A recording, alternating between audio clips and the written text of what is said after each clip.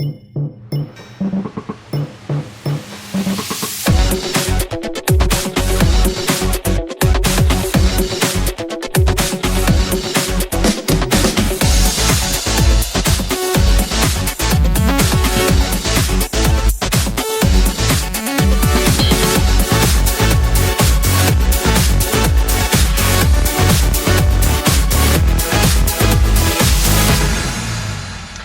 and welcome to the Football Hipsters English Breakfast podcast with our partnership, or in partnership I should say, with classicfootballshirts.co.uk. Remember, whether you're classic collector or full hipster, they've got something for you.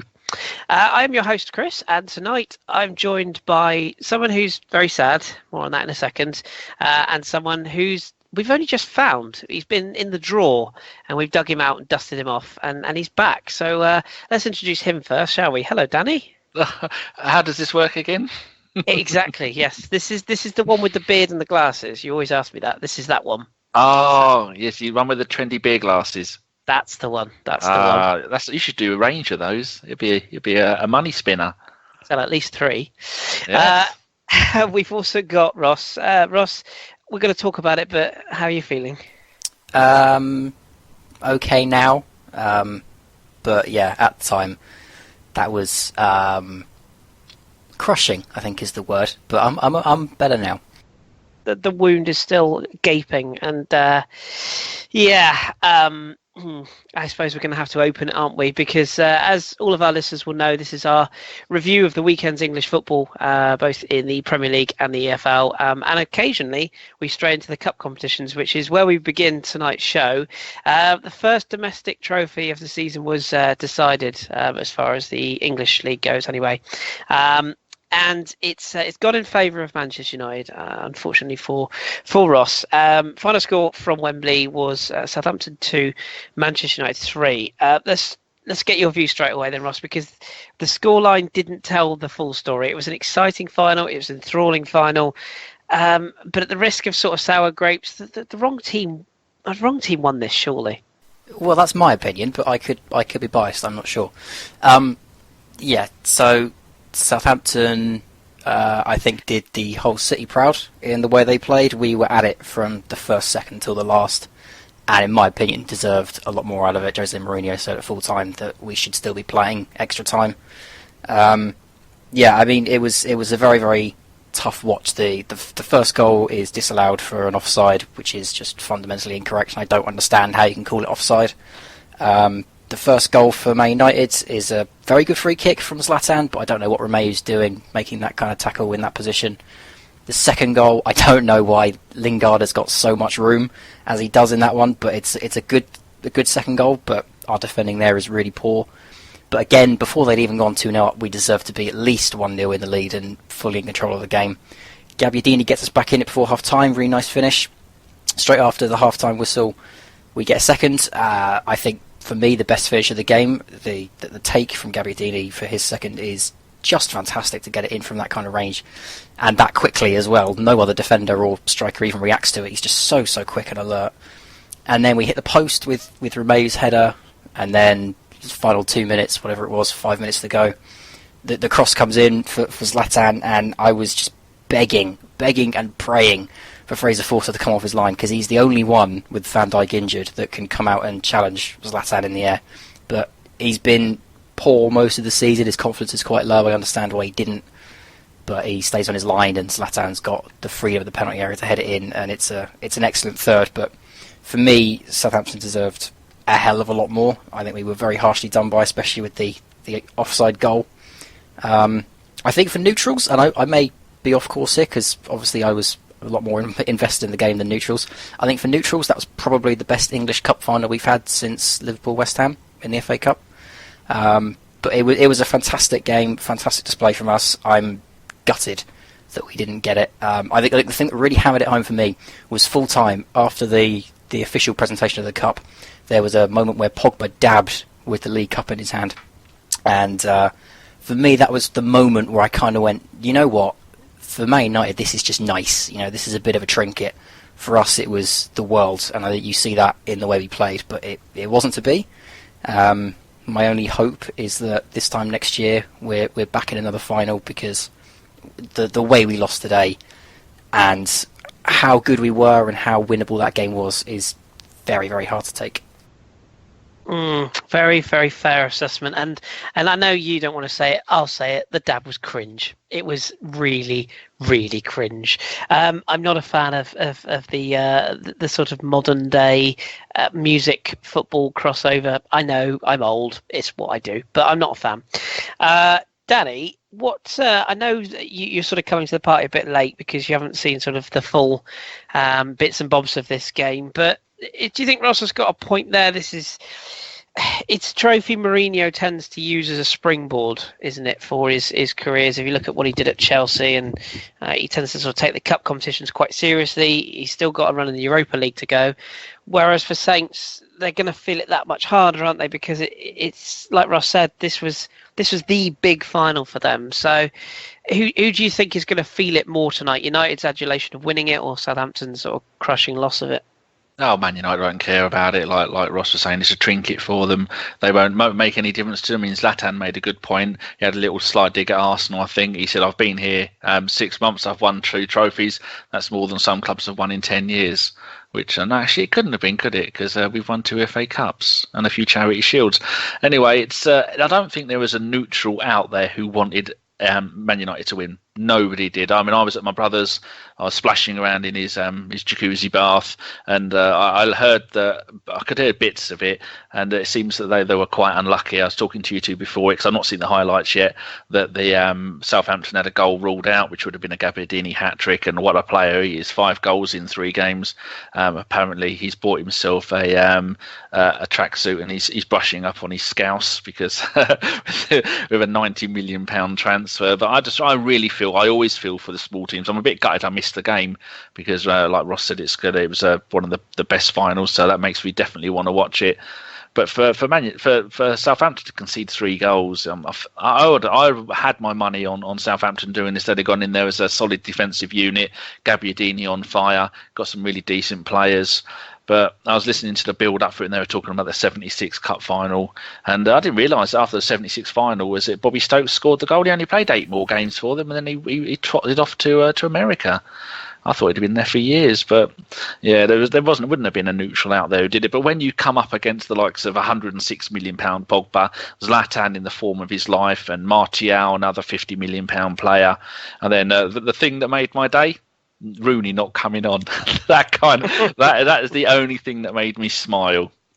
I mean, how much did Danny Blind cost them? I mean, and Ashley Young, those players are cost an absolute fortune. So, like you were saying, Jose does do this, and it's just a good way to win a cup. They were 2 of the only teams to have taken the competition seriously, and yeah, I do feel for Ross and James. Is it James? Yes, James. Yes. James was actually going to join us tonight, but last minute kind of fullback. He was I think he was actually at the game from memory. Yeah, he was. Yeah. Was he drowning his sorrows?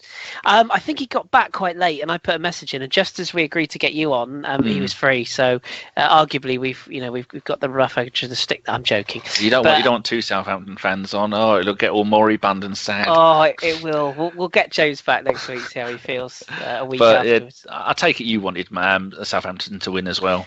Oh, absolutely, yeah. If for nothing else, for us. It's a good game, and it shows that there is still something to go for in the League Cup. But it doesn't work like... no, it doesn't. I just thought about this, that the runners-up in the League Cup get into Europe. They don't. I don't even think the runners-up in the FA Cup go into Europe anymore, do they?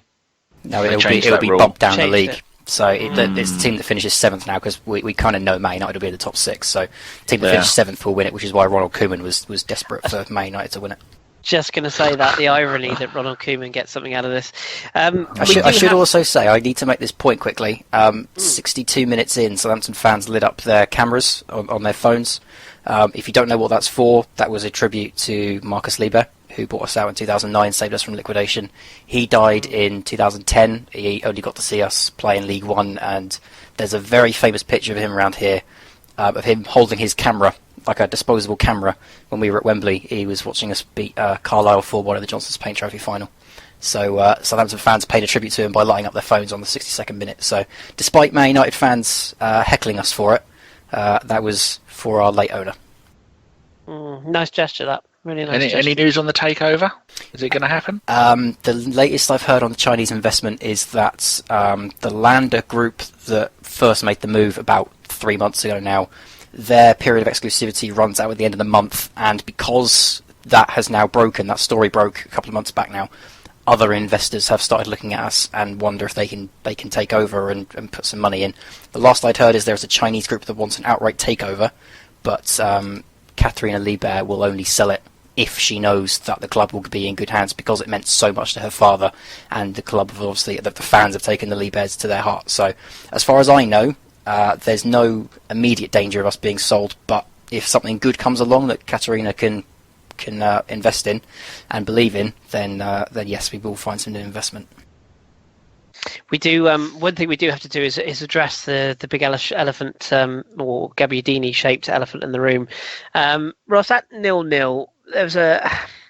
Well, let's be completely honest, and we are we try to be unbiased on this podcast. More on that later, but it was a perfectly good goal from Manola Gabbiadini to put Saints, or should have put Saints in front, and they were richly deserving of being in front at that stage.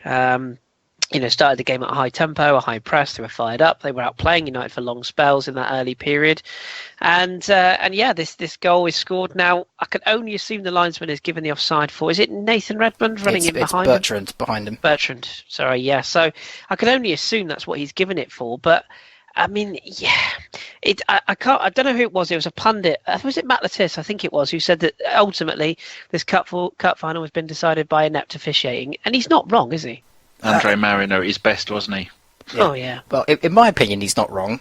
Danny, I think if you haven't seen it yet, I've just put a video down below if you want to give it a look, yes. So you can join in the conversation. But yeah, I'll mute myself. Lattis said at half time, and I completely agree with this point. If you think that Bertrand is the one that's put it in, then I don't understand how you think that Bertrand's put it in, because it's clearly Gabbiadini. If you're giving it as an offside because Bertrand's involved in play, then you're wrong, because he's not involved in play. He doesn't touch the ball, he's not involved with the goalkeeper, he's just there. Gabbiadini himself is quite clearly onside, and when the ball is played to him, as Matt Lattis said, if you're the linesman, when the ball is played to Gabbiadini, you can't even see him, because he's literally on the shoulder of the man. He's hidden behind a red shirt.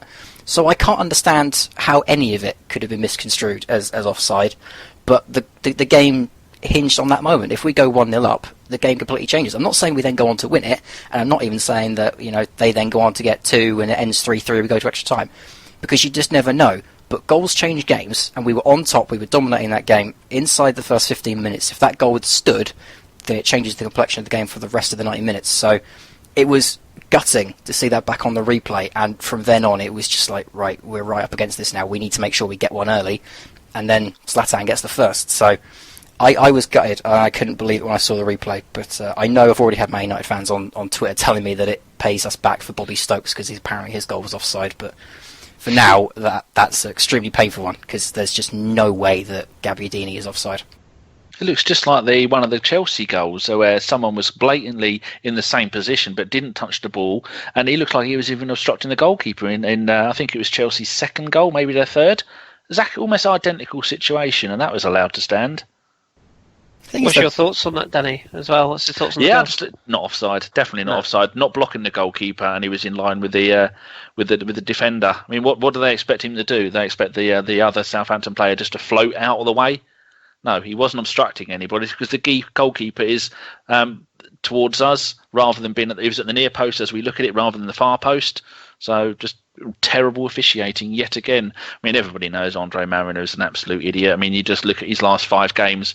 He's booked 26 people, given out 26 yellow cards and 1 red in his last 5 games. 1, 2, 3, 4, 5. Yeah, ridiculous. So much bad refereeing. I mean, our friend Goonaholic, when Goonaholic says the PGMOAL, take those letters and put them in the right order, when they need to be investigated, and I think that's what he tweeted, and they really need to be looked at. And we've had plenty of people recently on our other podcasts say that stuff needs to be done. It's an absolute joke. Someone sent in a really good question to the Bergkamp pod, saying we saved it for the next week because we've talked about it for quite a while, saying that when and they went professional. They were meant to have X amount of referees, and they were meant to do X amount of games. We haven't even got half the number of referees that we should have had playing refereeing regularly. The whole thing is just disgraceful. And now one of our best referees is buggering off to, is it Saudi Arabia? I mean, people can moan about is it Clattenburg? Yeah, I think he's a fantastic referee. I mean, he's a little bit camera happy, but he is a really good referee. I mean, he's no Kalina, but he is a good referee. But the whole thing just needs looking at. Do you, Ross? Do you think that there's? Do you think this is the clearest argument yet in a major showpiece final that technology has to be brought in? I don't think it's the clearest, but I think it's probably the most high profile because the whole world has seen that final.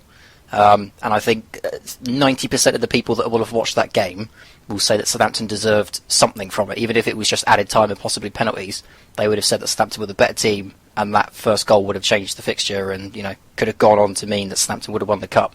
So I think that's a very high-profile mistake, and if it is the one that breaks the camel's back, then maybe some goods come out of it. But for now, for Southampton fans, that's absolutely heartbreaking to see that goal chalked off. I'd like to see two referees running on the pitch and linesmen at each end behind. What are they called? Goal linesmen? I don't even know what their proper terminology is for it. Third officials, aren't they? I think that's what they're officially called. But it so often happens in football that the fourth officials and the linesmen, and in Champions League games the third officials, they don't look like they ever want to say anything. Like recently, one of the Arsenal games, something happened blatantly in front of him and he did nothing about it. You think, how can these things go? I reckon it's a little bit of a clique where they don't want to show up the referee because you don't want to say, Gov, you've missed that. I think they just go along with it a lot of the time. These people all need to be independent. Maybe they shouldn't work in teams because I know they do go around in groups of 4, don't they? They do, yeah, they do. I mean, I suppose it's such a hard argument, isn't it, that to have technology-wise. I saw a game today in the Dutch league between Feyenoord and PSV. Of course you did, I hear you all say. But there was a goal given in that, which I will put my neck on the line and say, before goal line technology, there is no way this goal is given. I mean, the goalkeeper, the ball is, it's just the ball width over the line, and the goalkeeper kind of saves it and falls backwards and takes it over the line. Now, in normal play or on the TV, you can't see it. The players play on. It looks like it's not given.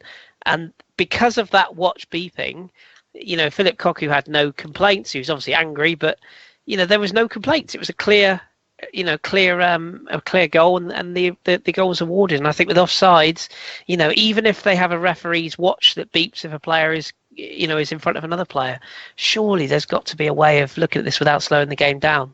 But I mean the excuse isn't money, is it? No, because they've gone professional. They're making absolute mint from it. So just do what people need. I mean, I don't want to see being stoppage. I'm a big fan of NFL. I don't want to see stoppages all the time. But I do like the idea of each manager having one point in each half where you can stop the game and go, can you go back and have a look at that? Only get one. I know you get 3 in NFL. So I think something like that could be useful. Well, I'll have to bow to my good friend and colleague Pete Kennelly on this one if he's listening. But I'm sure the A-League, the Australian A-League, are trialling some form of technology next season. I'm sure they are. Because I watched a game recently where a goal was scored where the ball went out of play on the touchline and it was sort of filtered back into play and a guy hits a worldie from 20 yards. But rightly so, the opposition were querying why the decision wasn't given in the first phase of play when the ball goes out.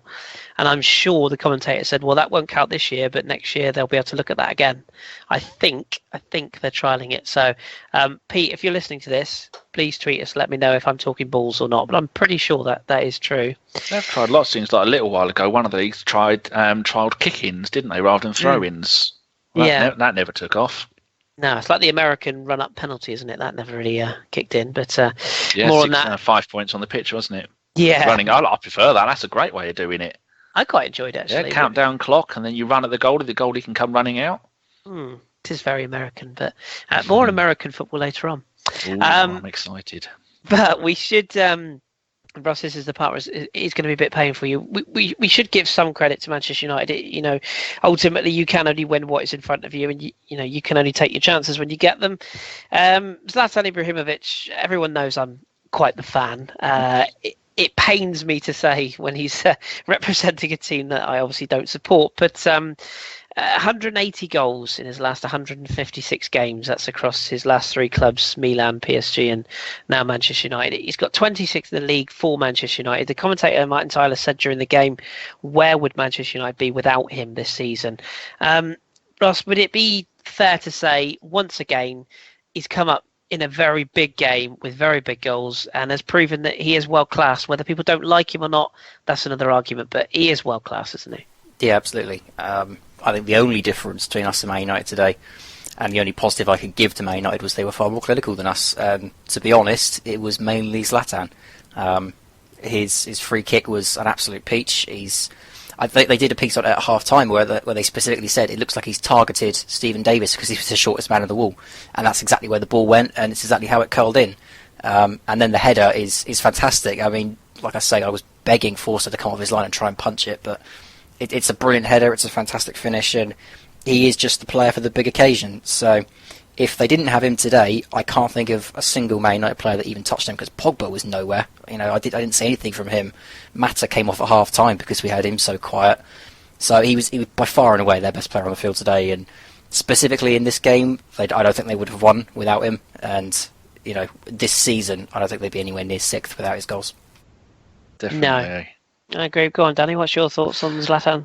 I think he is an absolute legend, a magnificent player in modern history. Maybe from this millennia, which is probably 2000 onwards, he is probably couldn't really argue that he's one of the best strikers, because he's proved it at team after team, country after country. And it must be a dream for him. Someone who is what's he, 35 now? He has the ability of someone half his age, 35, 70 maybe, but the ability of running around, ability and passion, and it's just absolutely magnificent. I hate to see him doing well at Man United, and I keep putting up pictures of him when he signed for Arsenal, and then that classic line, or that immortal line of Zlatan does not do trials. Just think, well, if we would have signed him at Arsenal, Wenger would have sold him a year later to a Real Madrid or Barcelona, and he would have done an Anelka. But he is just fantastic to watch, and he is the ideal role model for all young footballers. Just watch what he does, never give up, and if you have the passion, you can play on and on. So I imagine what he would be like in a Man United team of a few years ago, or a Chelsea team or an Arsenal team now, with the kind of creativity that they have. He's just absolutely immense, and it amazes me when people go, "Oh, don't rate him." Well, go and have a look at Wikipedia. At the very least, go and have a look at Wikipedia. Go and have a look at his goals per games ratio, the titles he's won. I mean, that's like it's his 32nd trophy. I mean, how many players have won 32 trophies and been at that many different clubs? And you see unreal, isn't it? And when he leaves a club, look, he's left PSG, and PSG have floundered. One of those three words for half a season. It's only now that they're getting back at their game, and like they had a good win today. But he's just a magnificent player, and he is the epitome of everything that a striker should be. And even now at 35, everybody should fear him.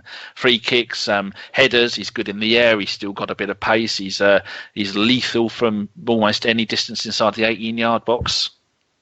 He's amazing. He's a wonderful, wonderful talent, and credit where credit's due. His interview afterwards as well, where he immediately, first thing he said was, "I dedicate the victory to the team. It's not about me." Which, whether you believe that or not, I think it's a very genuine thing to say. One thing, I guess Rio Ferdinand will be a little bit upset tonight, because there's a lot of selfies and a lot of videos from the Man United changing rooms. We all know he's not a big fan of that. Although I'm sure he would justify it by saying, "Well, they won something, so it's all right." So I couldn't resist but get that little dig in. But credit where credit's due to Manchester United. They achieved the trophy. One final thing I want to mention about this game, Ross, and I promise we'll leave the turmoil behind. Ander Herrera, embarrassing. I'm going to use the word. I like him as a player. I think he's very simply effective at what he does. But some of his antics today, absolutely embarrassing. And his interview at full time. I don't know if you've seen his comments at full time. I haven't seen that, no. It might just be me being a bit bitter about the way we lost it, but he said at full time that Southampton, even on their best day, couldn't beat Man United. And I was like, you clearly didn't see that game then, did you, mate? So, yeah, he's a player that I really rate as well. I always thought the future of Man United's midfield was going to be Schneiderlin and Herrera, but he's a brilliant player, but certainly some of the stuff he was doing today deserved his booking. Obviously, I'm gutted that he didn't get himself sent off at some point, but that kind of game is the kind of game you want big players to turn up in, and I don't think he really did. He did it by faking some injuries, pointing some fingers, and generally holding his face. So, not his best day, in my opinion, but still a fantastic player, and I'm sure tomorrow, when the pain is worn off, I will call him a great player once more. Yes, yeah, very, very well taken in defeat, and let's not forget credit where credit's due for getting there, beating Arsenal. I suppose that's not difficult nowadays, and beating Liverpool over 2 legs to get to this final. Full credit, and I think now, I'm sure you'd agree, it's important that Saints don't let their season slip away. Now it's important they kick on and try and finish as high in the league as they can, maybe in that European spot if they can get there, and go again next season. So it's been a good run, and if nothing else, you've got Manolo Gabbiadini, so all will be fine. And that was Jose's 24th trophy. I just counted on Wikipedia, in his 4th League Cup. As much as everyone hates the bloke, I mean, you gotta doff your cap a little bit, haven't you? I mean, he's had the funds to do it, but as we've seen so often in football, just because you got the funds doesn't mean you get it done.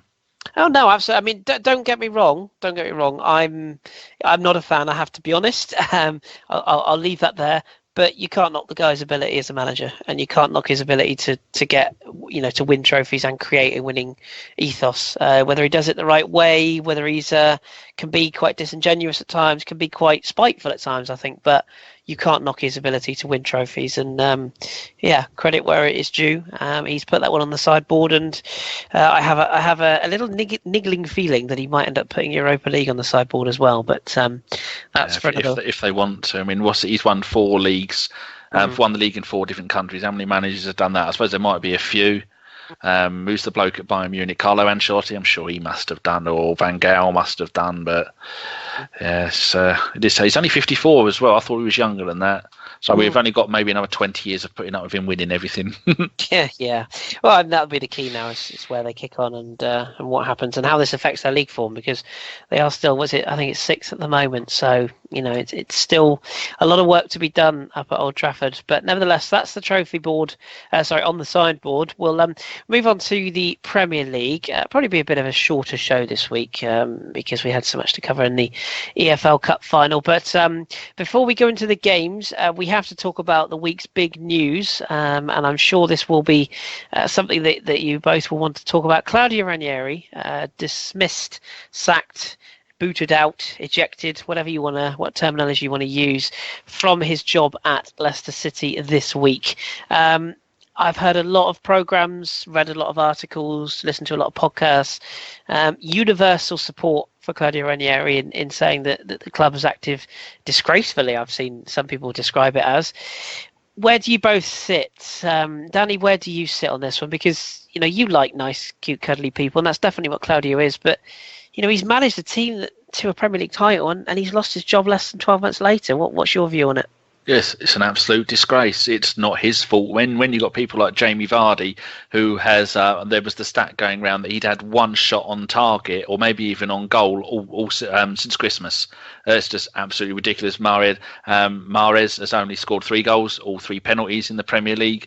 You got I think the saving grace of that team might be Peter Schmeichel, which allegedly he's the one that has brought him down. I mean, he got the dreaded vote of confidence last week, and I genuinely thought a couple of weeks ago when they gave that vote of confidence, they're not going to be like most clubs and go vote of confidence and now you're gone. He's a lovely man. And I was listening to 606 on, what day is it today? On Saturday night, I think it was. Did you listen to that? Yeah, it was almost Ranieri-centric, wasn't it? That woman, Joanne, who rang up, I didn't agree with a single thing she said. They had fans from other teams ringing up. There was one bloke who was an Arsenal fan who rang up who had some really good points. But I made the point on, I think it may have been on Twitter, or I don't know where I spout my nonsense, that as a Peterborough fan, which is they're in League One at the moment, much like Leicester were in League One, but they're rubbish.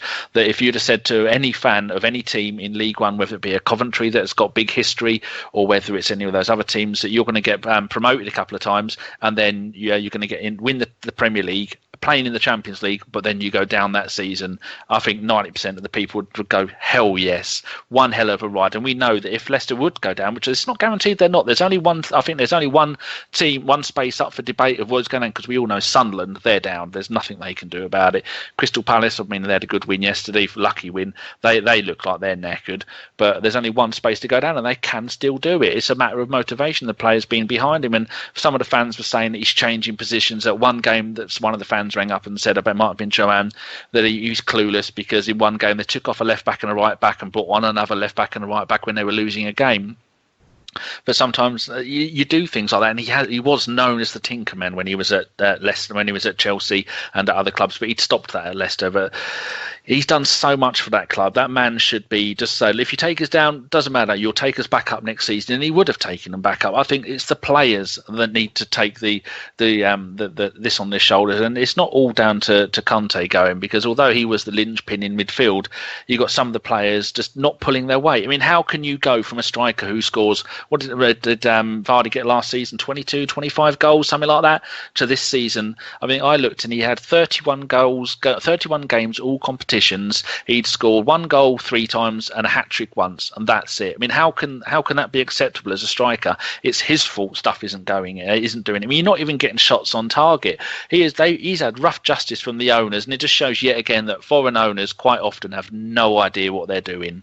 Absolutely clueless. And it's not just me saying that on my own. Leicester fans were ringing up last night and saying that man should be manager for as long as he wants, because they are never ever, that is never going to happen again.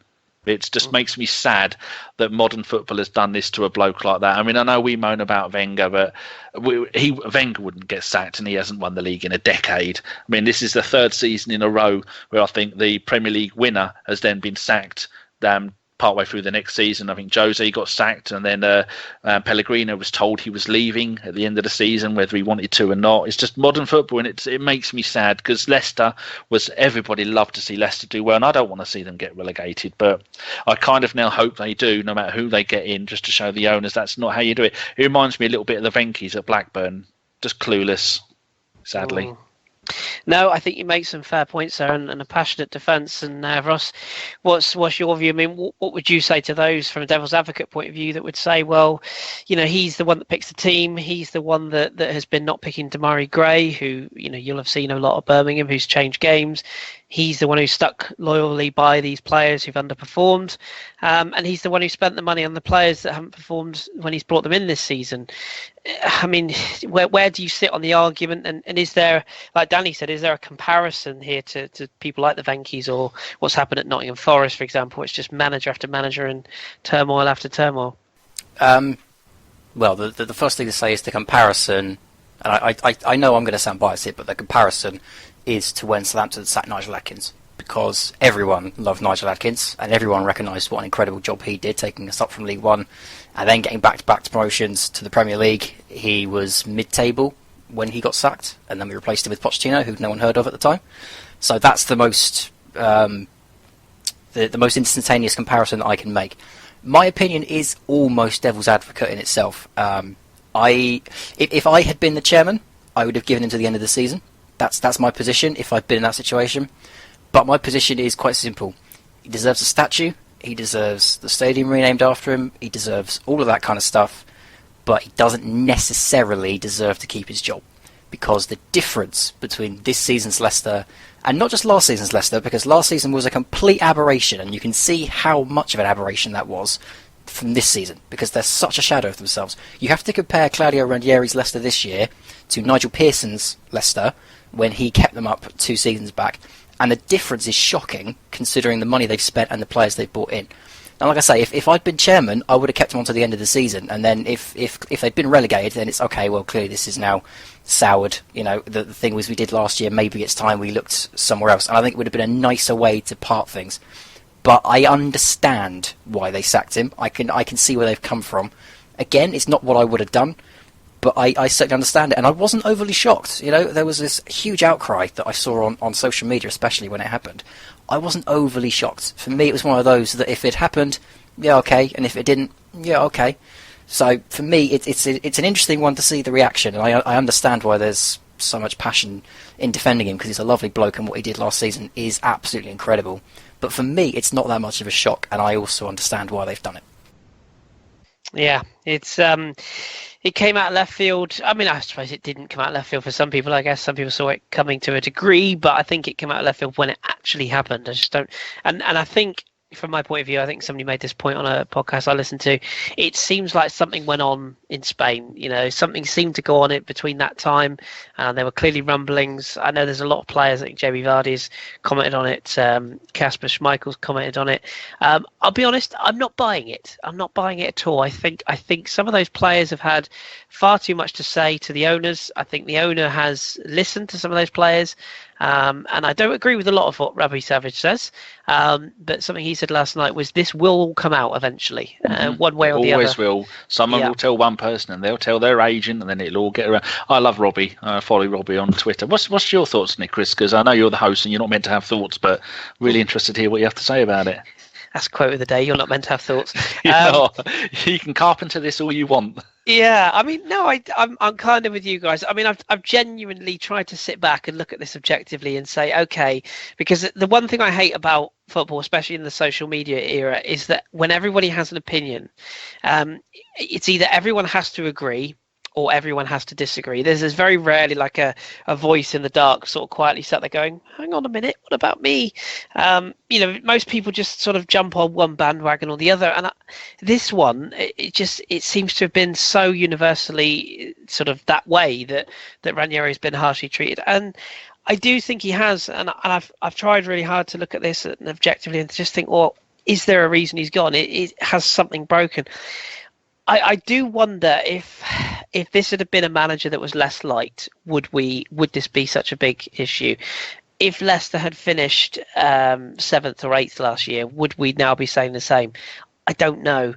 The one thing I would say, and I think Ross might have heard this, you might have heard this, Dan, I think it was Pat Murphy on the BBC this week said that when the players went to receive the award at Sports Personality of the Year, they all looked like they'd rather be anywhere else but that awards dinner. It's almost like they had made it, and those players had got that reputation and they could just coast through now. They all had these cars and everything bought for them, and it's so difficult to know when you're on the outside. But from where I sit and from what I can gather, yeah, I think he's been harshly treated, and I don't think Leicester will go down. I don't know whether they would have if he'd have stayed there. And that's the only justification I can see now for what goes on. And I'm with you, Danny. Part of me almost wants to see them go down now, mainly because we can get Mahrez for 10 quid. But no, I mean, in all seriousness, I think I do wonder who on earth they're going to bring in now. And I think Craig Shakespeare has got a lot to answer for in this. He's come across as a bit of a snake to me in some of the interviews he's done. And I'd be very, very interested to know what was said behind the scenes. But from my perspective, I can't disagree with what you guys have said and what the majority is saying. I think he's been very harshly treated, and I think the owners have made a really bad choice. And one other final point on this, somebody made this point on BBC 5 Live, they said it'll be very interesting to see if the owners are quite so happy to park their helicopter on the pitch before or after the game tomorrow night when they get to Liverpool. Yeah, because I think they might get through a few bits thrown at it if they do, because there's some very angry people in Leicestershire. But Just an interesting fact, if you want. 5 teams in top leagues have been relegated this season after winning the title. Man City won it in 36-37, relegated the next season. Arsenal were champions. Juventus did it, but they only got relegated because they found out of Calciopoli. And then it says here, FC Nuremberg did it in Germany. A Danish team did it, if the page loads, because this isn't for my own information. Herfologe Bod Club. Good luck with that. Goodness me, Danny's back. I think if the page loads, it says the 5th team were, is it AC Milan? Perugia. No, that doesn't sound right. Yeah, but they say Perugia here. No, maybe it was AC Milan. I'm not going to read the entire article, but that's at Sports Kida. So if anybody wants to go and have a look at that, because I'm not taking the credit. But I didn't know Man City had. Yes, indeed, yeah. But I know that a few teams have been close. Blackburn were terrible the season after they won it. Leeds went down a few seasons after they won it. But for Leicester to do it in modern football, and they can't throw money at it either, can they? Because that's another one they were moaning about, that they didn't buy enough players in the January transfer window. And the Damari Gray point was really good, because he is a very talented player and he's made a lot of difference when he's come on in games.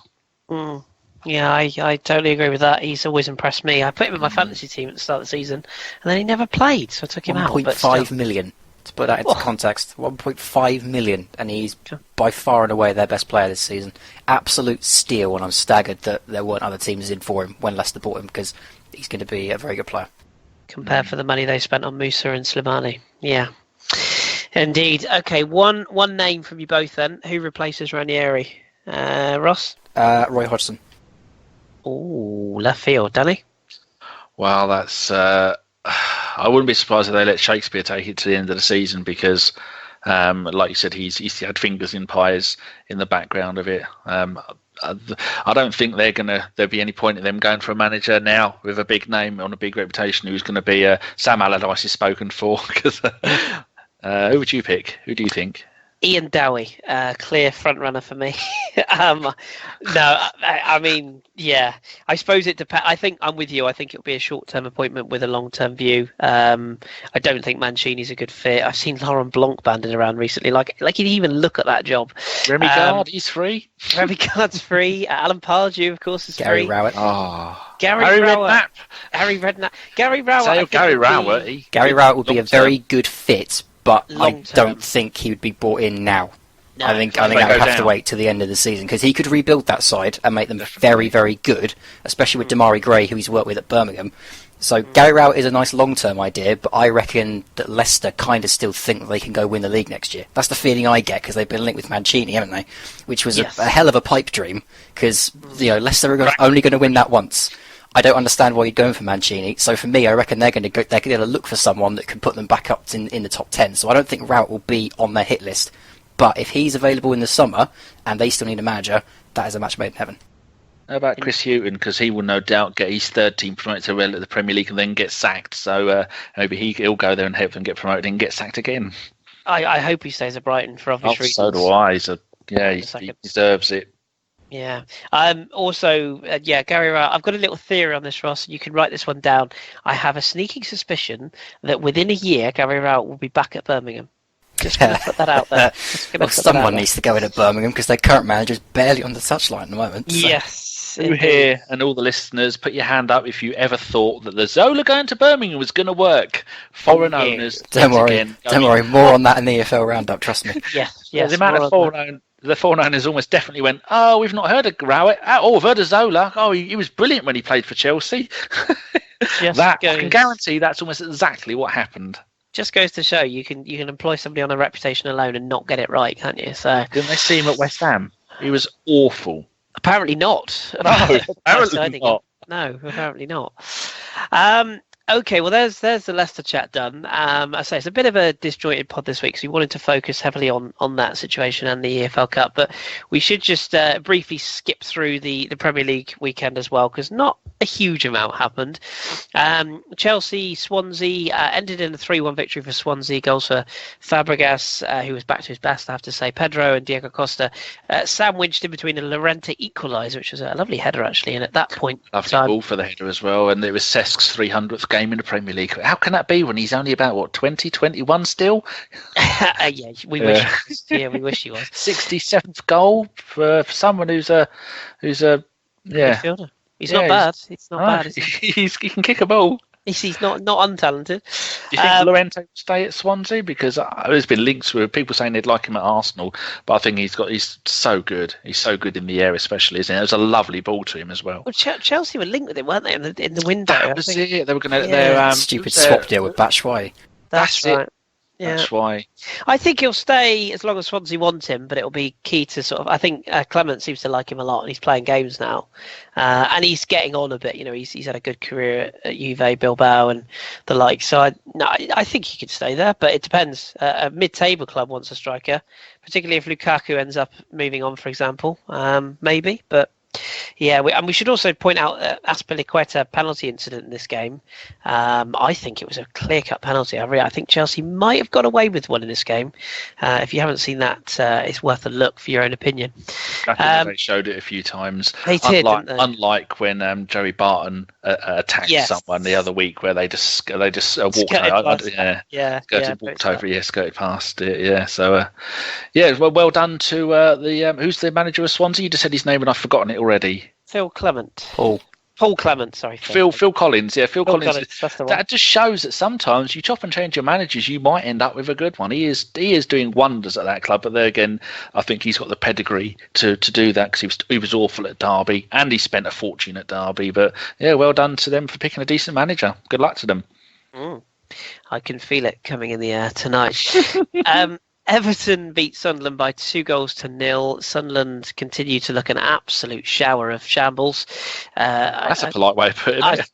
I stopped myself quickly there.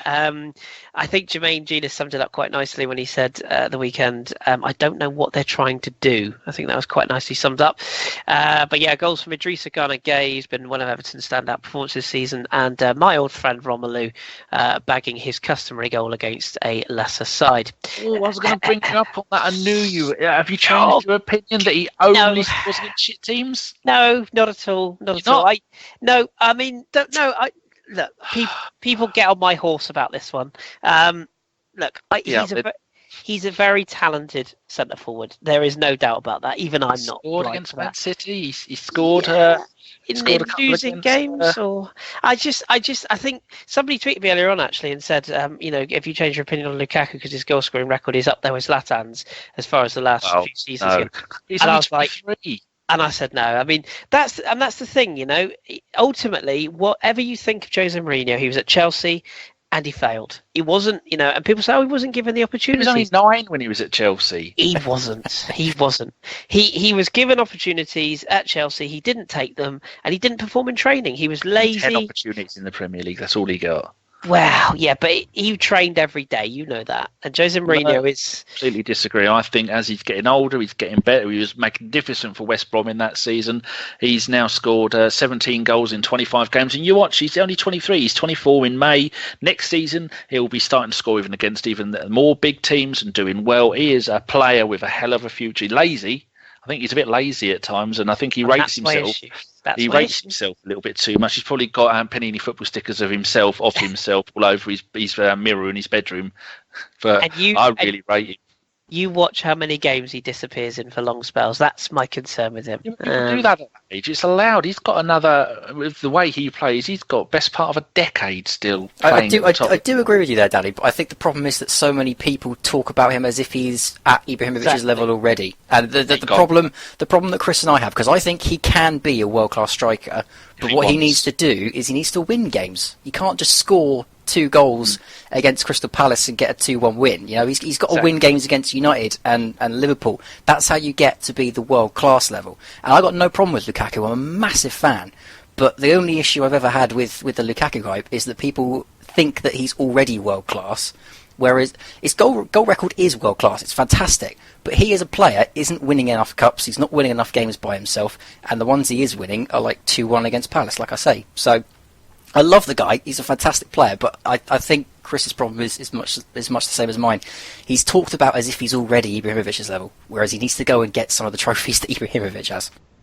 Well, if Everton continue to build the team around the likes of him and Barkley and Schneidlin, I like Schneidlin. I've always liked Schneidlin, and they've got a few other decent players there now. And with the money they've got from the bloke who left Arsenal, Moshier.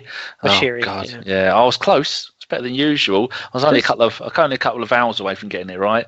If they continue to keep those two, because he's at the moment he could go for 60-70 million, couldn't he? Because some club will go, oh, he's the new Pele or the new Ibrahimovic. So I think he's got it all, but it's all a matter of attitude, I think, like you say. And where he ends up, of course, we'll see whether he can do it at a top club. If he don't go to China, please. No. when I say top club, please don't shoot me, Everton fans. I don't mean to be mean, but you know what I mean. Everton are on the cusp at the moment. They're on the make or break point. They're on the verge. They're like Spurs were a couple of seasons ago. They're right on the edge of a few decent signings, keeping the players they've got, and they could be pushing for top four against the likes of Spurs and Liverpool and Arsenal next season, maybe even this season. I was going to say they're only 6 points off Arsenal at the moment, so we're looking over our shoulders. Hard, is it? No. We've collapsed. It's all over. Thank God we didn't play this weekend. We've got nothing to moan about. Finger out. Right, a couple of other games. Patrick Van Aanholt got the winner for Crystal Palace in that must win game for Sam Allardyce's men. That was a 1-0 victory. Just very quickly, Ross, Middlesbrough, if they don't start scoring goals, they're off back to the Championship, I think. Do you agree? Yeah, my bottom three at the moment, and again, my bottom three changes every week. If I was predicting it this week, Middlesbrough would be in it, because I just don't see where they're winning games. I don't see where they're picking up points. You know, I think we've said this week in, week out now, but Hull and Swansea have made such good changes at the top end. You know, the managers that they've brought in have completely revitalised those clubs. Sunderland, I think we can all agree, are bankers.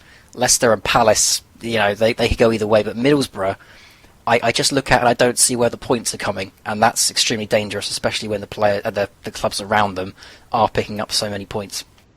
When they made the horrendous decision with Jordan Rhodes, was that 15, 16 million pounds? Did the sum square root of bugger all, and now they've shipped him out on loan to Sheffield Wednesday, and he should get a few goals there, but you've never seen a more Championship player in your life. Sad though, but yeah, they got Bamford in, who's did brilliant. He was player of the season there, wasn't he, Ross? They went there on loan in the Championship. Hopefully, he can turn it. I like Middlesbrough. I like their owner. I like their stadium. I like everything about it. I think they're a football club who does things properly, and even like the manager, even though the manager doesn't like the fans. Yeah. So good luck to them. Yeah, and Van Aanholt, I mean, he's now scored 8 goals in 2 seasons. There's strikers in the Premier League that would be happy with that. There's quite a few that haven't managed to do that. With his wrong foot as well. Very, very composed finish. See the way that he brought it down with his left foot and then put it in with his right. I thought that was very, very good. Good technical player. I think his defending is what alarms people slightly, but yeah. And for a left back, he's got a touch of the Kieran Gibbs. Yeah, just not made of glass. Hull City drew with Burnley 1-1. Probably a missed opportunity for Hull. Tom Huddleston's penalty putting the Tigers in front, but 4 minutes later, Michael Keane with a striker's finish, arguably, getting the leveller for Burnley. An away point for Burnley. Who'd have thought? Ashley Barnes sent off for a second bookable late on. So yeah, I think that'll be a missed opportunity that for Hull. And then the other 2 games on the Saturday, West Brom winning 2-1 against Bournemouth, coming from behind. Gareth McCauley getting the winner. Craig Dawson scoring a cracker as well. I think Gareth McCauley, I think it's 7 goals from centre-back this season. He's one for your fantasy teams, people. And Josh King had put Bournemouth in front. Another team that maybe we're both, all three of us are looking over our shoulders a little bit at and thinking, I mean, they've got 26 points, which it is 5 clear of the drop zone, but they're falling like a stone. 4 straight defeats now. Anybody got anything on Bournemouth? The defence has gone completely haywire since they since Chelsea recalled Nathan Ake. And I still point back to their summer business. They let Tommy Elphick go, they let Matt Ritchie go, and I don't think they replaced them properly. You know, they're 2 massive players, not just in the team, but in the dressing room, that really, really helped them last season. They let them go, and now they're in trouble. I did say at the start of the season, when we were doing our preview show, that they were in my bottom 3. And as the season went on, I started to believe it less and less. But now, all of a sudden, it's just the defence is so poor. And I think now you're highlighting some of the areas, like I say, with Matt Ritchie gone and Tommy Elphick gone. They just didn't replace them. They didn't do enough business. And the business they did do was very risky, you know, with Wilshere and his injury record. And then Nathan Ake being recalled. So they're in serious trouble. But I still like Bournemouth too much to say that they're in my bottom 3. I think that's the problem. They're such a likeable club that I don't want to say they're going to go down. But they are in deep trouble. Do you think they should stick by the manager, or do you think they should do a Leicester? And also, Jack Wilshere, it's lovely for as an Arsenal fan seeing him play 90 minutes week in, week out, but considering he took the number 10 shirt at Arsenal and he's played all them games for Bournemouth, and they're not shy of a few goals, he's got 2 assists all season. I mean, with Jack, it's like he's getting game time, which is great, but yeah, I mean, I would keep Eddie Howe. I don't see... So would I.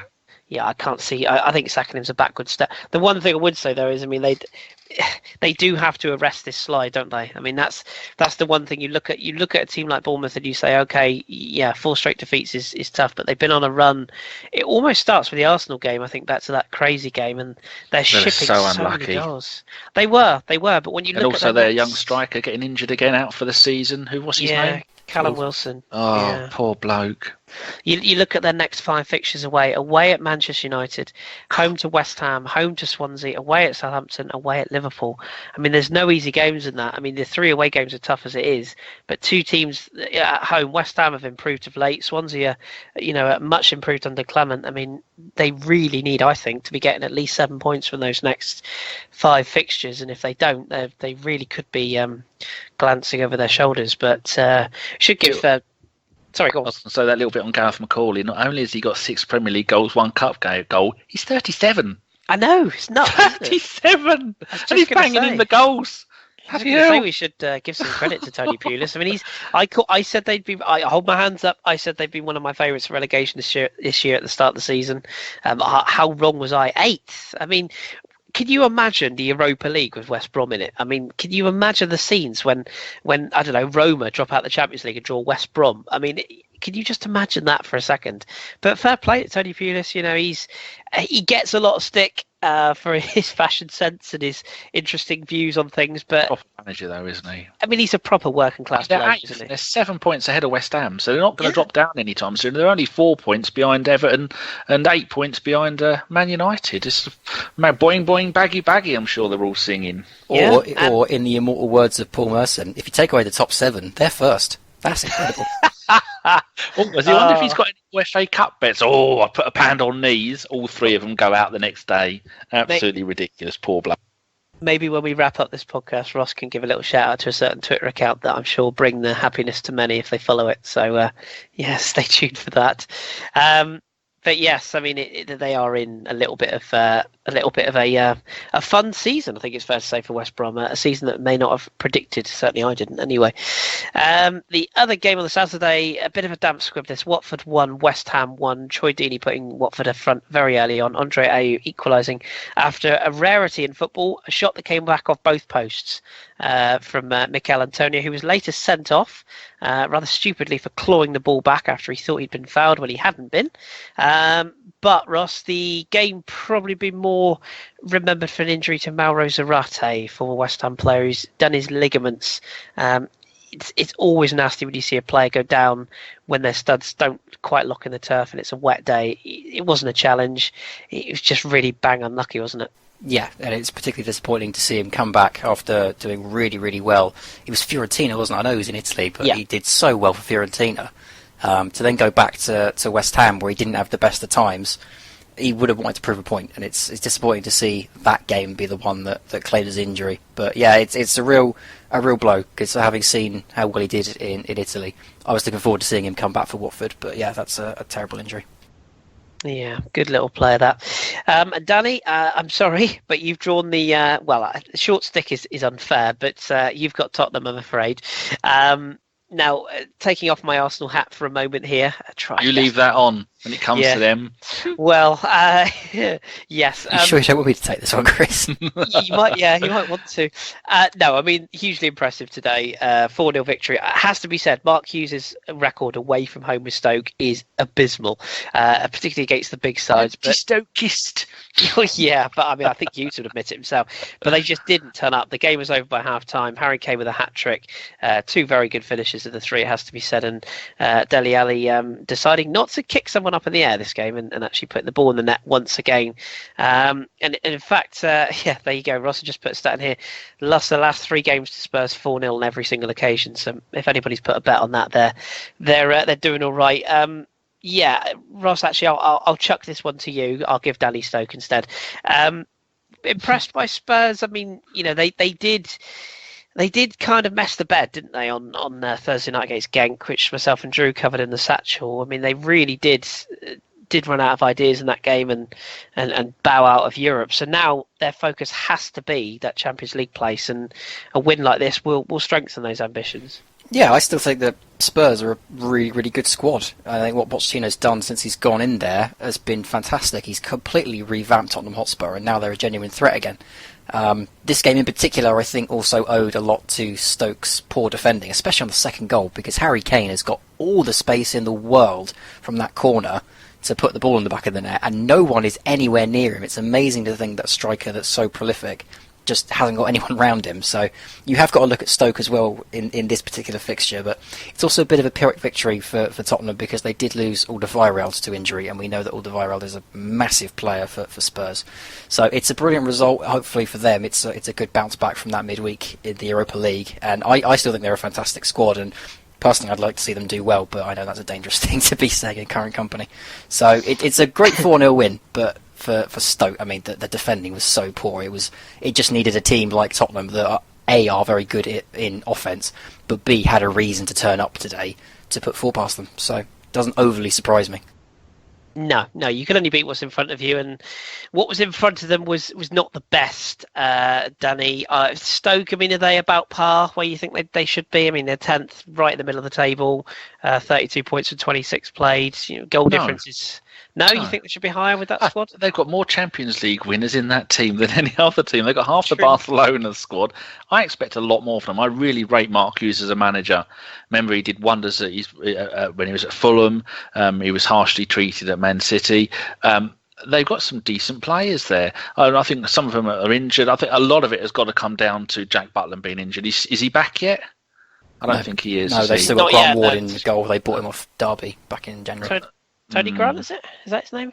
Anthony Grant. Is he the one who sang Electric Avenue? The Grant bloke. Yes, that's the one. Lee Grant, isn't it? Lee Grant. Lee Grant, that's it. As much as I hate Spurs and I hate Harry Kane, the Arsenal reject, he's now got 3 hat-tricks in like 43 days, and he's got 7 goals in his last 3 games. Admittedly, one was an own goal, but he's still got 7 goals in his last 3 games.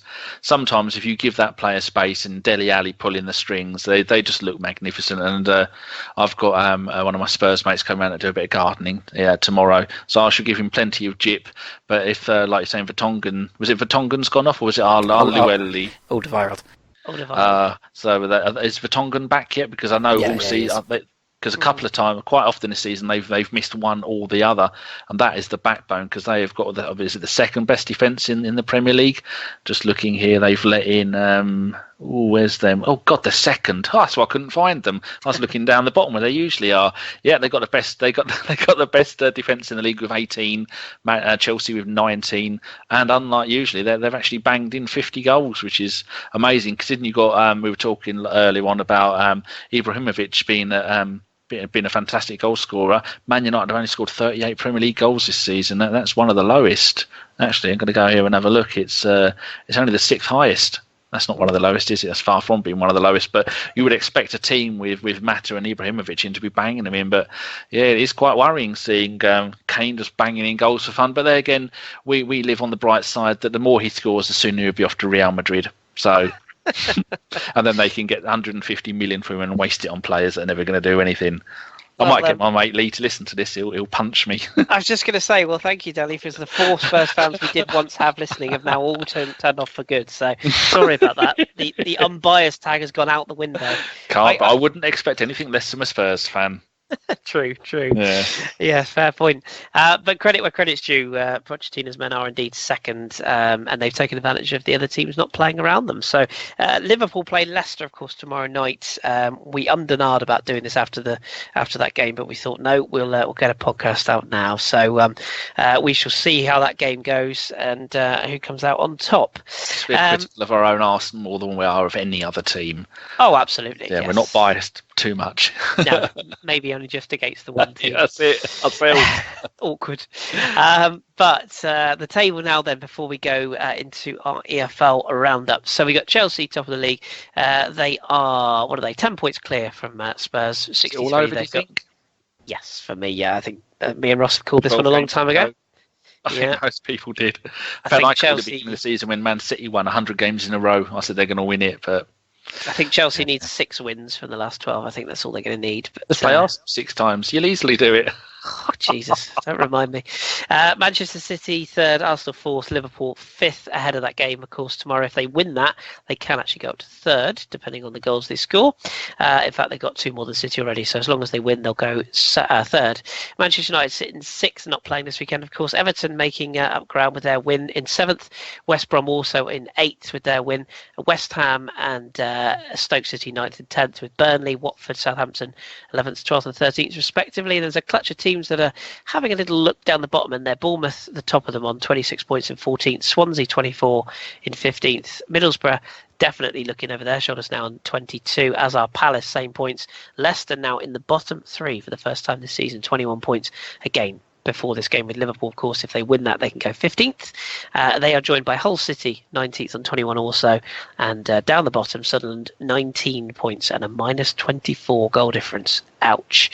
So, looking ahead to next week's fixtures before we transition into what's happened in the EFL this week, we have Manchester United Bournemouth is the 12:30 game on the Saturday. We have Leicester City versus Hull City. My word, that's got a big game written all over it all of a sudden. Stoke City Middlesbrough, Swansea Burnley, Watford Southampton, West Brom Palace, and Liverpool Arsenal is the evening game. Hide behind the sofa there. I'm scared. I want my mummy. Indeed, so I. Tottenham face Everton on the Sunday in the lunchtime game. That's got a decent game written all over it. Sunderland host Manchester City. Big one that for both sides at different ends of the table. And West Ham face Chelsea and a London derby on the Monday. Lots of Monday fixtures. So there's your Premier League done and dusted for another week.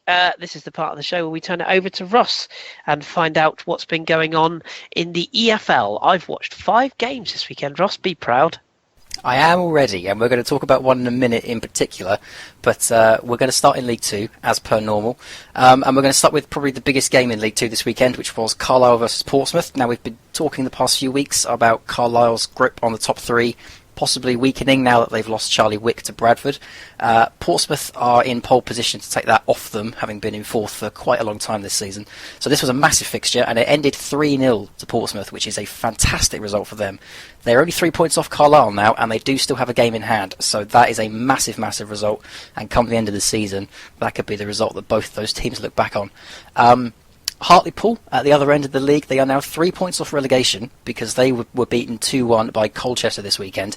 That also puts Colchester up into the playoff places, which they've done quite quietly. You know, Colchester for the past few seasons haven't been brilliant, suffered quite a lot in League One, but they seem to be rediscovering their form, and they're now up into the playoff places. But for Hartlepool, that's very concerning. The only thing that I can really tell Hartlepool fans is that you probably have only one relegation place to be looking at, because Leyton Orient, who again we've been documenting the past few weeks, they lost again 1-0 to Cheltenham, and they just seem to be sinking so quickly. It's difficult to know where their next points are going to be coming from, and I don't really think they're going to have enough to survive at the moment. But time will tell, but they are in complete disarray. Exeter 2, Blackpool 2 was another fantastic game from this weekend's League 2 action. And I did also want to mention Crewe versus Stevenage, because we had 2 red cards in this game. The Stevenage goalkeeper got himself sent off when he collided with Chris Dagnall, the Crewe Alexandra striker, and they got into a punch-up, so they both got a red card. So there you go. If you're into your wrestling, then you can go and look at League 2 this week and see some for yourself. League 1, I wanted to highlight Fleetwood, because we don't really talk about Fleetwood at the moment in the EFL roundups, but Fleetwood Town, they have been doing very, very well this season. I think, and I could be wrong, but I think they have only failed to score in 1 game this season. I know it's definitely less than 5, and I think it's 1. They beat Northampton Town 3-0 this weekend. They were actually in the top 2 for a period during play, but they ended up 3rd when the whistle went. Same points as Scunthorpe now, so they are in a fantastic position. Does have to be said that Scunthorpe do have a game in hand, though, but their recent form has been terrible, so Fleetwood Town, out of nowhere, have suddenly become major, major players in the automatic promotion places. Sheffield United, they are now 7 points clear at the top because they beat Bolton 2-0 at home, which is a fantastic result. Again, Bolton's form has been very wobbly, but Bolton have been one of the best footballing sides in League One. So for Sheffield United, that's a massive result. And it looks like, I think it's now 5 seasons they've been in League One. Looks like their time in League One could finally be coming to an end. 7 points clear. Again, Scunthorpe have a game in hand, but even so, I can't see past Sheffield United right now. Charlton lost 1-0 to Bury, which is a fantastic result for Bury, having just hired... what's his name? His name's gone. Former Kilmarnock from Scotland. Yeah. Lee Clark Clark. has gone in and got his first win as Bury manager. That is a fantastic result, especially with Charlton starting to rediscover some form under Carl Robinson. There was also 3 red cards in the game between Peterborough and Rochdale. 3-1 win for Peterborough in the end, but 3 red cards. Crazy game. What do you think of their chances? For the playoff places, I think there are 4 better teams than Peterborough, because even when we were in League One, it was known that Peterborough will score 6 in a game, but they'll concede 6 in a game, and that still hasn't changed. So true. So yeah, I think there are always going to be 4 better teams than Peterborough, unfortunately, until they sort out that back line. I did also want to mention Oldham, because they got a very, very good 0-0 draw against Millwall, but in the final 5 minutes of that game, their goalkeeper saved 2 penalties, so heroics from him, and a massive point at home for Oldham in their fight to stay up. Coventry City, I did also want to mention. They lost again this week to Tactics Tim and his Swindon Town. They lost 3-1. Massive result for Swindon, but for Coventry, you just can't see it. You just can't see how they're going to survive, unfortunately. Hopefully they can do it off the field, but on the field, you're just not sure.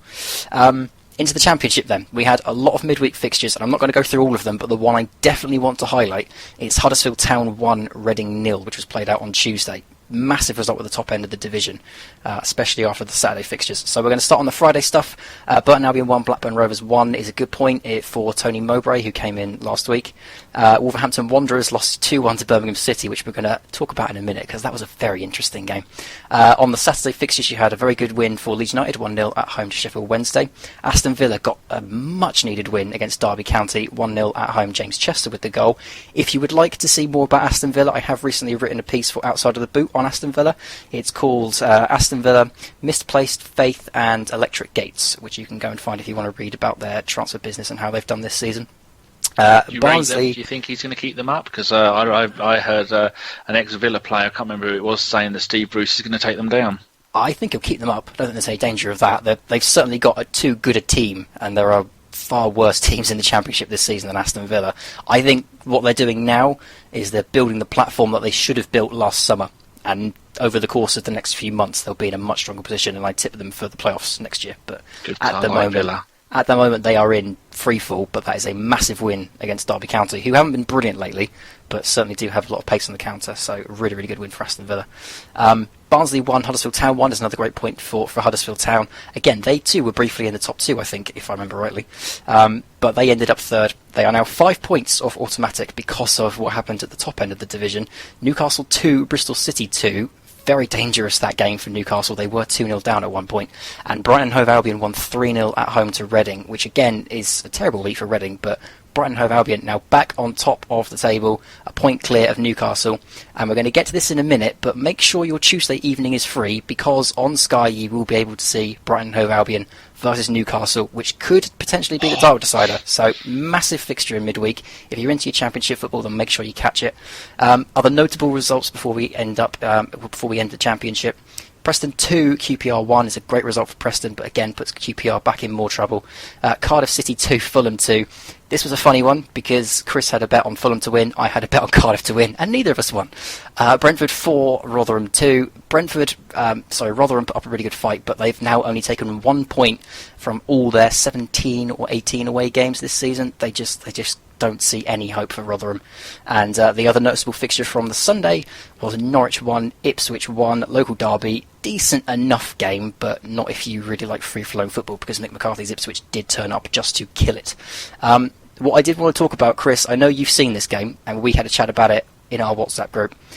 Birmingham City, now they got a 2-1 win over Wolverhampton Wanderers. We already know my opinion on Zola and Birmingham, but they did something very interesting in this game. They pioneered this 17,000 men at the back instant press thing, where about 6 players swarmed on the ball and left the other half of the pitch completely wide open. It was incredible to watch. I've never seen a Championship team play like it. They ended up winning 2-1. Not entirely sure how, but did you rate this formation and this tactic? Because I don't understand why he did it, and I don't understand how it worked. In a word, no. I found the game interesting to watch. I mean, as you know, I was very torn on the Friday. It was Werder Bremen, Wolfsburg, it was Montpellier, Nice, or it was the Championship game. I have to confess, I did have a sneaky peek at all three at the same time. But No, I was captivated by this because it was a derby and all that. It didn't have the feel of a derby, I must say. It wasn't too many challenges going in. But no, I don't think this tactic really worked. I mean, it did. They got a result, but I don't know if you agree. It smacked of a manager desperate to get a result, any sort of result, and however it happened wouldn't matter. It was just all about getting a result.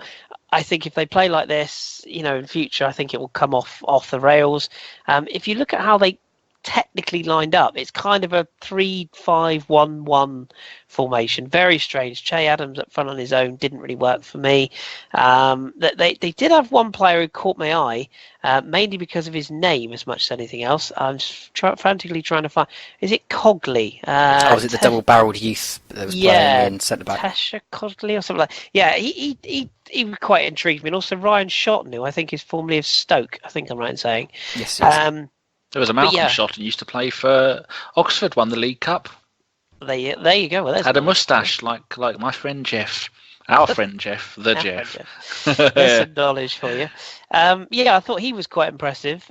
Paul Robinson, not impressive after he got sent off for a ridiculous punch at your mate Danny Bogvarsson there, Ross. But no, I didn't think the formation worked. And to me, it spoke more about how poor Wolves were, particularly their goalkeeper Carl Akimi dropping one for the first goal, rather than how good Birmingham were. And I'd be very interested to see what Birmingham you get, because bearing in mind this was away from home. Their next fixture is at home to Leeds, which I think is a midweek game. Oh no, it's Friday, isn't it, next week? So another dilemma for me. Do I watch them again? Because if he does this at St Andrews, I don't think the natives will be particularly chuffed with it, particularly after they lost, was it 4-1 to QPR last week? Trying to sort of play out from the back. So I think this was more about Zola just trying to get a result, and any result other than a loss. I don't think he's pioneered a new system somehow. What's fun is I've only really seen glimpses of Johan Cruyff's Dutch side, but I've seen one clip where there's like 7 men just launching themselves at a ball, which is on like the halfway line. That's all I could think of when I saw it. It was bizarre. So many blue shirts behind the ball. Even when they were attacking, they had like 7 shirts in their own half. It was the point where bizarre. Che Adams was like up front on his own and literally to the halfway line away from a player. It's just weird, like really very Sunday League. But who knows? 3 at the back was laughed at earlier on last season, so maybe he'll come up with something. But I wasn't very impressed with them at all. I was impressed with Leeds though. Just to sort of round off what you were saying, I did watch Leeds and they impressed me. Chris Wood, their New Zealand striker, top goal scorer at the moment. He's done all right. He looks a bit ungainly.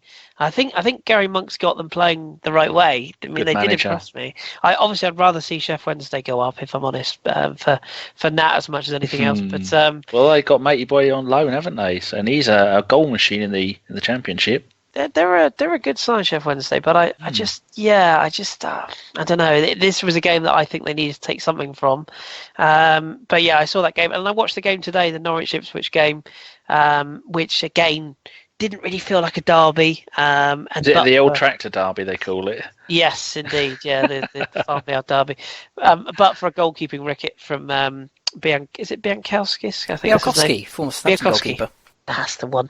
He sort of dropped one in at his near post, and that was a little bit of an error. But Norwich, Alex Neil clings on to a job, and they're still only just outside the playoffs. So, yeah, it's been a decent weekend of Championship games, and I'm slowly being converted. So, not that I wasn't converted before, but I'm watching more games, I suppose. Well, like I say, I'm not a spokesman for Sky or anything, but keep your Tuesday free, because Brighton Newcastle is a massive fixture. That could be the title decider. And you get to see Chupa Apcom come on and score a hat-trick. He's only played 81 minutes this season for Brighton in 6 substitute appearances. There you go. Put that in your hat. There you go. Yes. Okay. Right. Well, that's that for the Championship then.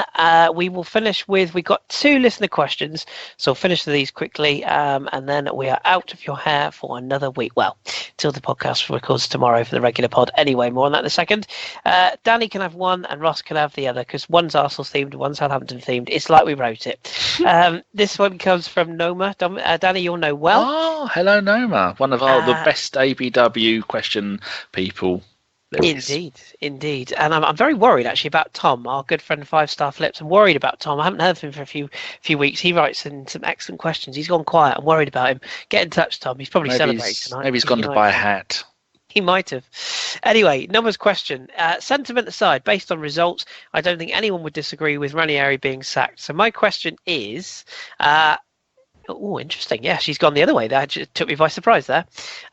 So my question is there any room for sentiment in football anymore? Some would argue sentiment is keeping Wenger in a job, but I think satisfactory results financially, in brackets, are keeping him in. So is there room for romance in this world of mega money deals? Also, condolences, Ross, your team should have won.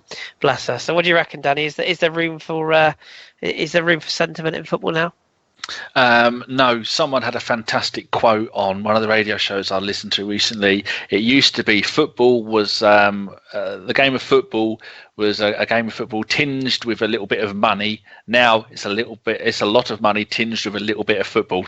That's not the exact quote, but that was the gist of it. No, there is no place for sentiment, nor loyalty, nor anything in football because it's all about the money.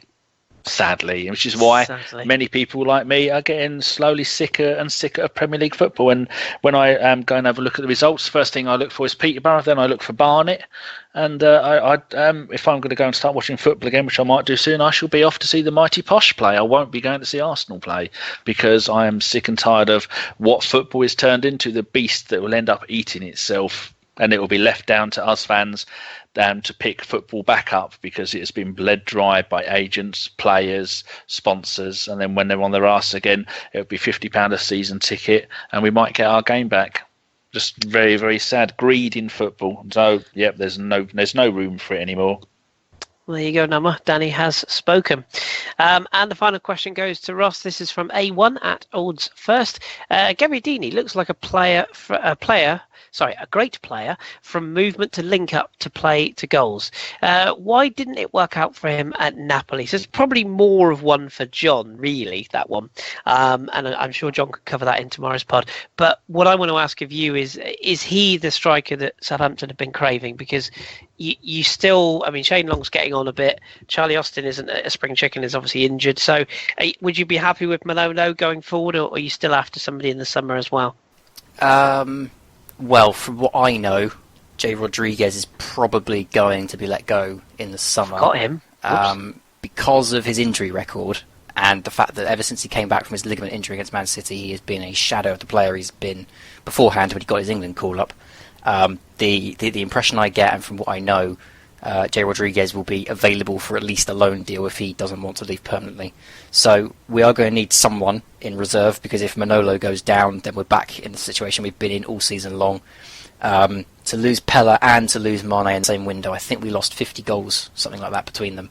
So it was always going to be difficult when we needed to improve it. We only put in Nathan Redmond and Boufal, who are both very good players, but they will not score the same kind of goals that Mane and Pella got. So I'm amazed by how well Gabbiadini's done so early. I think they made a very good point on the commentary in the EFL Cup final that in Italy he gets marked so much more tightly than you do in England. So he has to be an expert at turning quickly and playing on the shoulder and nipping into these little areas and making the most of the space he's got. I think we've picked up a player that has played against far better defences than he's now playing against in the Premier League, and he's going to take advantage of it, and he certainly has done early doors. We do need a backup just in case. I don't think Redmond is an out-and-out striker like it was suggested he might be at the start of the season. But certainly from what I know, Jay Rodriguez could be on his way out in the summer. Shane Long will be 31. His pace will still be there, but his finishing has never really been there. So we're going to need someone else, but as a starter, Gabbiadini has been what we've been crying out for the past 8 months. I think I've been on this podcast nearly every week saying if only we had a consistent goal scorer, and then Charlie Austin obviously went down with his shoulder injury, and from then on we've been screwed. But yeah, Gabbiadini is absolutely fantastic, but I think we need more options just in case. He's never been a massive goal scorer, has he? No, I mean, he's only, I think he's only, just looking at his Wikipedia, he's never had a full, complete season with any team, but he's got 8 a couple of times, a 7, a 6, playing for various Serie A teams. Didn't I heard on the radio, I was listening to a podcast, and they said that the only reason he left Napoli is because the manager didn't fancy him. It's not because he was doing anything wrong. He had 5 in 19 all competitions already this season. Didn't he not fit into their style of play, or we wanted to shake things up? I don't know. He didn't fit Napoli's style of play. I think that's the problem. That, like Ross said, he was tightly marked in Italy. He was used out of position a lot, and they wanted to play Milik and pace through the middle, which is not really his game. He's well suited for the Premier League. He's stocky. He holds the ball up well. He's good technically. I think it's a good signing. I think it's a very good signing. Found out this week he's a part-time mechanic as well. So. He is. Yeah, I read that as well. He does look like a poor man's Alain Prost. He does a bit, doesn't he? Yeah, he does a bit. He's very Italian-looking, isn't he, as Manolo? But yes, okay, right. Well, we will wrap it there then. My thanks to my colleagues. Just before we go, a couple of very quick plugs for you. As usual, as we mentioned at the start of the show, and indeed every show, our partners, classicfootballshirts.co.uk, do visit. Do give them a look. Excellent stuff. I was looking at their site earlier in the week, and there's some fantastic. I think it was Italian tops I was looking at. I love the old Italian ones. Was I looking at the right site? I think I was. I hope you were, because if not, yes. You're plugging someone else. Well, I was looking at a few of these. So I do love old retro shirts. Don't give your money to the clubs. Go and buy retro shirts. Absolutely. And remember, if you do buy anything from Classic Football Shirts, please let us know, because we can A, give you a discount code, and B, we'll tweet to let them know that you've been purchasing through us, which helps us and helps them and helps everybody, and we all smile. If they do buy one and they tweet a picture of it, you might even say hello to them. Oh, we will, absolutely. We will retweet any shirt that anyone buys. We will retweet and say hello, and give them a little plug as well. And yes, they very kindly help us out with funding for things. So everything that you buy from them helps keep this podcast alive. So no advertising per se, just a good old-fashioned plug for an excellent British-based business. So give them a look, and they do ship worldwide, don't forget. So there you go. Have a look. Also, over this weekend, myself, Drew, off the regular podcast, our good friend Jimmy and Anguna and Pat Ormsby, we recorded an MLS preview special. We're hoping to drop it, as the kids say, later next week. Probably after our regular podcast has had a bit of an airing, so probably Wednesday, Thursday time. It's at least, I think it's about 2.5 hours long. Ross sat in and listened to it as well. It's very in-depth. Every single club is previewed. Including the Mighty Timbers. Including the Mighty Timbers, yeah. We went through new signings, old signings. We went through franchises, new clubs, the whole lot. It is a very in-depth podcast. And I'd have to say, and I'm sure Ross will back me up on this, Jimmy and Pat's first ever podcast, I thought they were very, very good. So bear with it initially, because obviously everyone takes a little bit of time to get used to being live on the air. I thought both Jimmy and Pat were naturals. Really, really good to listen to them. And the plan is to do a few MLS specials throughout the coming season, because I know the American market is growing, and we want to appeal to all markets that we can. So there you go. So yes, do give that a look. And our final plug, we will be joined by a special guest on tomorrow's show. La Liga Gav is joining us for a show tomorrow night. So at long last, you don't have to listen to me, John and Drew, butcher our way through La Liga. You can now listen to a bona fide expert who watches all the games and actually knows what he's talking about. So that'll be a bonus for our listeners. So when we record our pod tomorrow, which will be out on Tuesday, you'll be able to hear somebody talking La Liga from the heart and with passion, rather than just three blokes reading some stats and catching some highlights. So they're making it up. we do try our best. Between the three of us, we generally get through the highlights, but it's nice to have somebody who's as passionate about the league as we are about our league. So yes, keep it tuned. Right, we will leave it there. My thanks to Ross, of course, and again, commiserations, Ross. Hopefully the sting will be erased by this time next week. Yeah, it already has been. It's a very, very fun podcast. So, yeah, thank you very much. I'll see you again next week. Good times. Thank you, and thank you, Danny, for stepping in at short notice and stepping up to the plate. And we'll see you again in 3 months? Tinkety tong cold fruit and down with the Nazis, as they say. Oh, I see what you've done there. I like it. Hello to Jason Isaacs as well. Got them both in. It's been a pleasure. And on a similar vein, I will just leave, in the words of the sadly now departed Bill Paxton, game over, man. Game over. We've been the Football Hipsters podcast, and we'll speak to you very soon.